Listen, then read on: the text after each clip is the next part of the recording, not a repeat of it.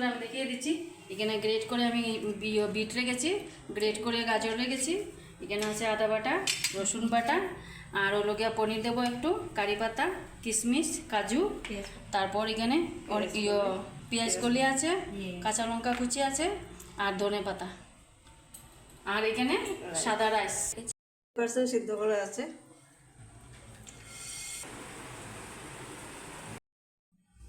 তো প্রথম দিয়ে দিচ্ছি আমরা ঘি ফ্রাইং প্যানে।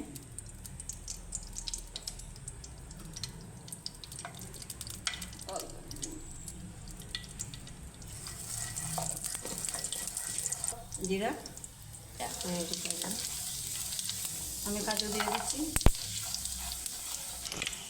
কাজুটা দেওয়ার পরে আমি এখানে কিশমিশটা দিতে হবে, তারপরে আমি কারি পাতাটা দিয়ে দেব,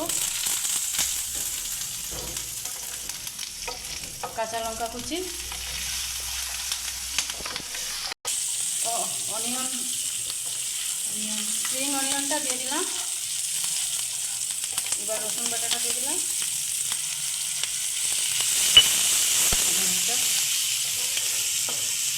আদা বাটা দিতে হবে, তারপর নুন দিতে হবে, 1 চামচ নুন দিয়েছি আমি।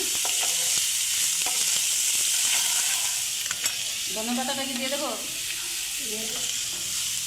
এবার ধনে পাতা দিতে হবে, একটু রেখে দিলাম, পরে দিয়ে আমি একবার সাদা রাইসটা আমি ঢেলে দিচ্ছি। পিঙ্ক রাইসটা শুনতে অনেক কঠিন লাগে, কিন্তু কঠিন একদম না, সহজ বানাতে পদ্ধতিটা। দেখো একদম ইজিলি হয়ে গেছে, সময় একদম কম লাগবে। এবার পনিরটা ঢেলে দেবে, খুবই ঝটপট একটা টেস্টি রেসিপি। তো আমি পনিরটা ঢেলে দেবো।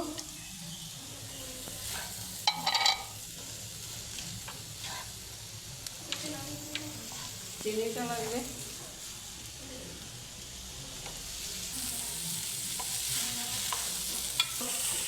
এখন গাজরটা দিয়ে দেবো, ঠিক করে রাখা গাজর।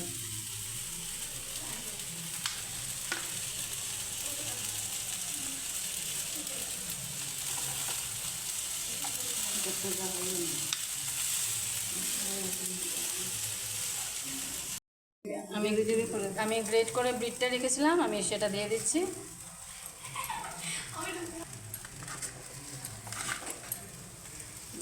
খুব সুন্দর কালার, এত সময় হোয়াইট অরেঞ্জ ছিল, এবার পিঙ্ক হয়ে গেল, খুব সুন্দর লাগছে দেখতে।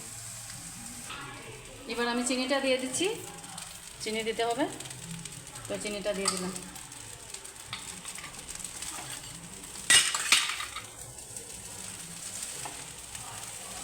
এটা তো তুই বলা হবে, এটা যেরকম সুস্বাদু লাগছে, খেতে আরও দুর্দান্ত লাগে। এটাতে না, এখানে এখানে উপর দিয়ে গ্রিল করা পনিরটা একটু ছড়িয়ে দেবো, দেখতে ভালো লাগবে।